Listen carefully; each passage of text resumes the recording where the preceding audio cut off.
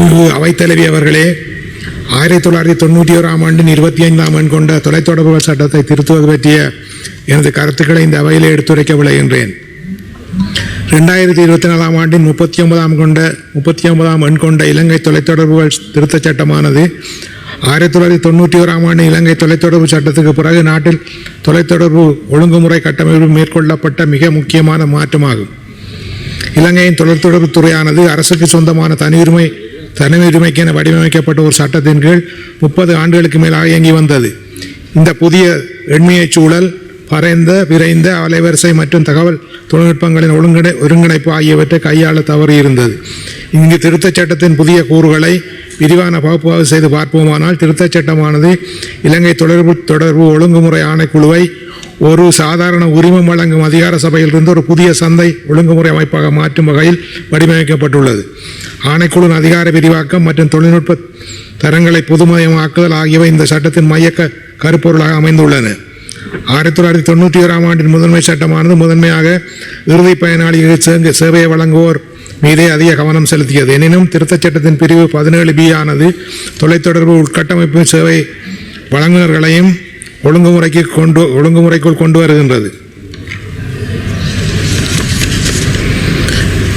இதன் மூலம் கோபுரங்கள், வடங்கள் மற்றும் தரைத்தள வசதிகளை வழங்கும் நிறுவனங்கள் இனிமேல் ஆணைக்குழுவின் நேரடி மேற்பார்வையின் கீழ் இயங்கும். திருத்தச் சட்டத்தின் பிரிவு 5 ஆனது புதிய போட்டி மேலாண்மை கருவிகளை அறிமுகப்படுத்துகின்றது. இதன் மூலம் ஆணைக்குழுவானது சந்தை இயக்கவியலை ஆய்வு செய்து போட்டியை புரிந்து கொள்ள சந்தை பகுப்பாய்வை மேற்கொள்ளும் அதிகாரத்தை வழங்குகின்றது.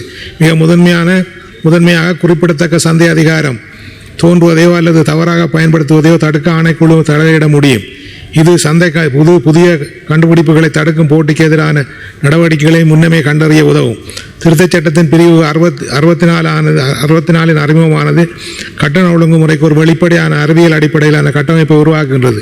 கட்டணங்கள் பக்கச்சார்பற்றதாகவும் செலவை அடிப்படையாக கொண்டதாகவும் இருக்க வேண்டும் என்று வலியுறுத்துகின்றது. மானியங்கள் பொதுவாக அகற்றப்படும் என்று சட்டம் குறிப்பிடுகிறது. ஒப்புதல் அளிக்கப்பட்ட கட்டண திருத்தமின்றி சேவை வழங்குவது 10 மில்லியன் ரூபாய் வரை தண்டம் விதிக்கக்கூடிய குற்றமாகும். இந்த திருச்சட்டத்தின் பிரிவு 110A ஆனது நுகர்வோர் விருப்பத்தை அதிகரிக்கும் வகையில் வானொலி அலைக்கற்றைகள் மற்றும் தொலைபேசி எண்கள் முதலியவற்றை வரையறுக்கப்பட்ட தேசிய வளங்களின் மேலாண்மையை வெளிப்படுத்துகின்றது.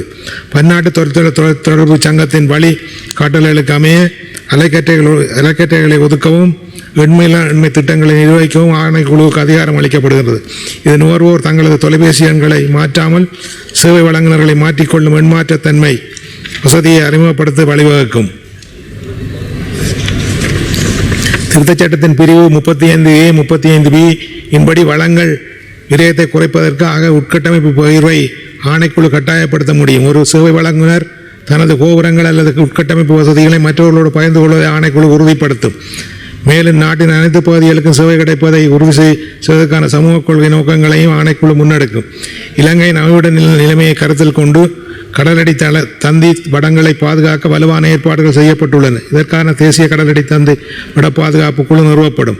கடலடி தந்தி வடங்களுக்கு சேதம் விளைவிப்பவர்களுக்கு 100 மில்லியன் ரூபாய் வரை தண்டம் அல்லது 10 ஆண்டுகள் வரை சிறை தண்டனை விதிக்கப்படலாம்.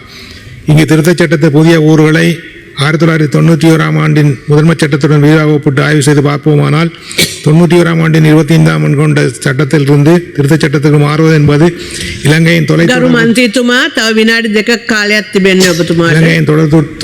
தொலைத்தொடர்பு துறை ஒரு நிர்வாக கட்டுப்பாட்டிலிருந்து சந்தை உந்துதல் மாதிரியாக மாற்றுவதை குறிக்கின்றது. முதன்மை சட்டத்தின் ஒழுங்குமுறை அமைப்பு அதிகார சபை என்று அழைக்கப்பட்டது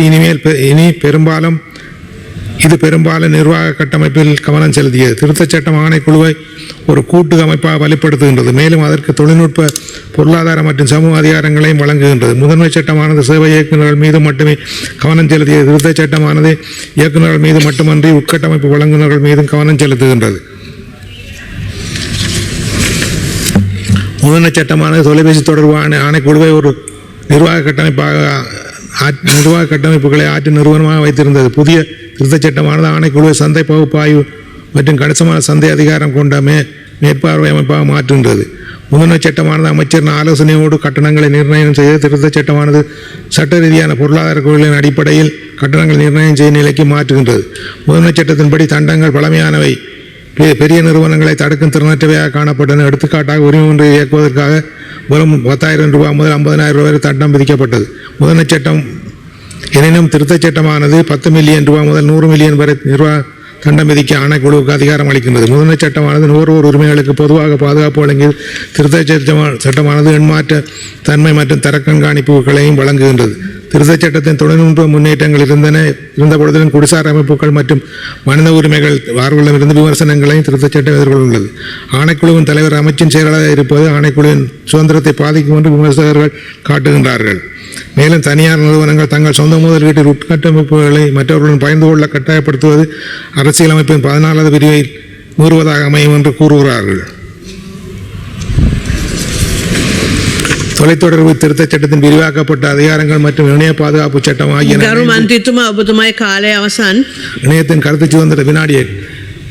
சுதந்திரத்தை கட்டுப்படுத்த பயன்படுத்தப்படலாம் அச்சம் நிலவுகிறது. விமர்சகர்களின் கவலைகளை நிவர்த்தி செய்வதற்கு சட்டத்தின் கீழ் அடைவதற்கும் சட்டத்தின் நோக்கங்களை அடைவதற்கும் பின்வரும் பரிந்துரைகளை நான் முன்வைக்கின்றேன். ஆணைக்குழுவின் சுதந்திரத்தை உறுதி செய்தல். ஆணைக்குழு தலைவர் ஒரு அமைச்சன் செயலாளராக இல்லாமல் அரசியலமைப்பு சபையால் நியமிக்கப்படும் ஒரு தொழிற்சார் இருக்க வேண்டும். இந்த சட்ட திருத்தத்தின் வெற்றி என்பது அதன் நடைமுறையிலேயே தங்கியுள்ளது. ஆணைக்குழுவின் தொழில்நுட்ப மேம்பாடு, சந்தை போட்டி, கையாளுதல், நுகர்வோர் உரிமைகளை பாதுகாத்தல் ஆகிய வரும் 10 ஆண்டுகளில் இலங்கையின் வெண்மைய மாற்றத்தை முடிவு செய்யும் என்று கூறி எனது உரையை நிறைவு செய்கின்றேன்.